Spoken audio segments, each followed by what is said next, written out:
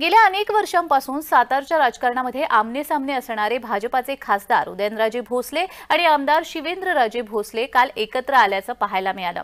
आमदार शिवेंद्रराजे यांनी प्रथमच उदयनराजेंची जलमंदिर पॅलेसमध्ये जाऊन भेट घेतली। काही वेळ चर्चा झाल्यानंतर शिवेंद्रराजे गाडीत बसलेले असताना उदयनराजेंनी हातात गाडीचं स्टीअरिंग घेतलं होतं। यावेळी शिवेंद्रराजेंनी बिग बॉस मधील झापूक झापूक हे गाणं लावलं। गाणं वाजताच उदयनराजे दिलखुलासपणे हसल्याचं पाहायला मिळालं।